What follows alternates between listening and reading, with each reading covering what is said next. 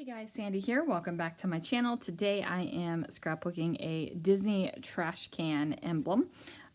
This was back when I was just taking pictures of the emblems and not the full trash can. Today's sketch is this one right here. Lots of fun little layers and one big banner. We will see how close I stick to the sketch. I don't know what product I'm going to use yet. This is just one photo for one sketch. So let's see what I can do. All right, you guys, this layout came together pretty quickly, and I think it's because it's a Disney trash can. And I know that that sounds funny, but sometimes when you are scrapbooking the things that you really love, the time just kind of flies by and things come together without really having to worry about them. So I started out with this photo play paper right here that has these circles on it. And on the other side of the circles, there are lockers. And I don't remember the name of this collection, but I really did like the colors of it. I am going to banner this bad boy up because a big part of the sketch is a banner. And I'm going to place that right in the center. And I also have these few Vicki Boutin papers that have been kind of floating around my desk. And this Simple Stories striped paper here, I have found that Vicki Boutin and the Simple Stories I Am collection coordinate really well together. They are not exact shades, but they do look good together. Now I do add kind of this secondary block right here, and that's just because I wanted it to be a little bit different than the sketch. I didn't want to follow it exactly. I just wasn't in the mood to follow it exactly. Sometimes I am, sometimes I am not, and this was one of those times.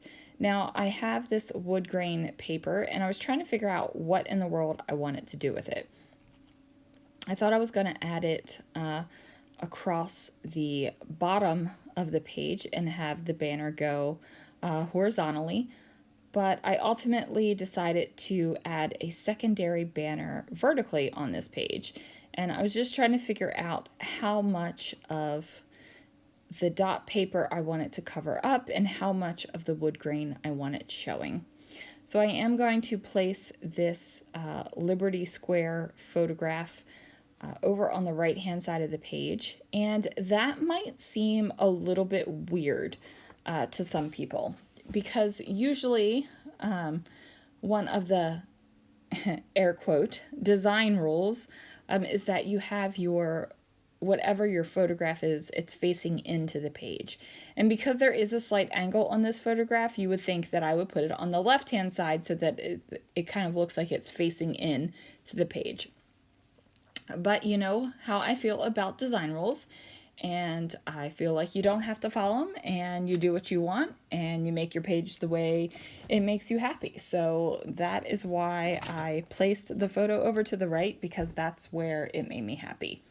Now I do take two layers of the same washi tape and make it go across the page to kind of represent those banners, those horizontal banners, and I like this. I like the way it looks, and now I'm just trying to figure out what in the world I'm going to add to this to just give it a little bit of something extra.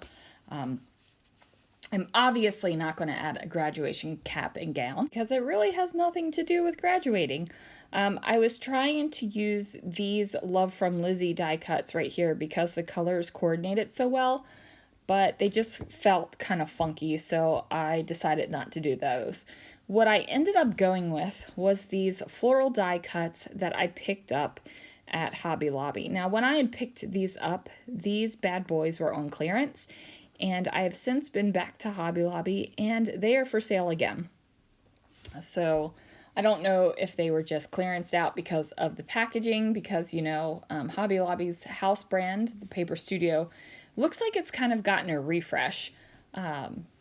So that must have been it. So I'm going to choose these two right here One, because of the dark matte border around my photograph, and then also because there is a lighter pink.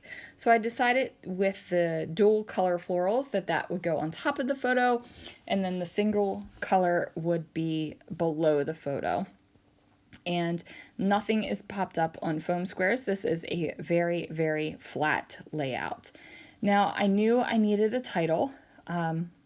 I guess I really didn't need one, but I wanted one.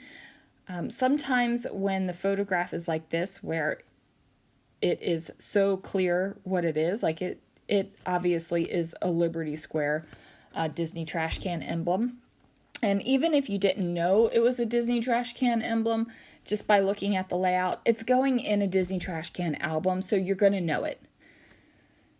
Which is interesting because I think most of my Disney trash can layouts have something about a trash can in the title. I don't know. So I'm using these American Crafts tiny little thickers, and they have kind of this pink pearly effect to them. And I'm going to name this Magic Kingdom Can because Liberty Square is in the Magic Kingdom, in case you were not aware. Now, usually I would change up the font. It's very rare for me to have an entire title in one font if it's more than one word. But with these little letters, I felt like they nestled so great right next to the floral and fit that expanse of turquoise space right there.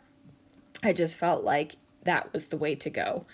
So I am going to do a little something to the outside edge of this layout. I'm taking my alabaster ink from Brutus Monroe, and I'm just going to go ahead and ink up the edges. Now this is a pigment ink. It's an opaque pigment ink, so it will show up a little bit better than any other kind of ink on top of this khaki colored cardstock. So I'm just making sure that that white edge is there. And then that is going to do it for this layout, you guys. Thank you so much for joining me. Make sure you join the Scrapping Reflections Facebook group. And I will see you guys again real soon for another video.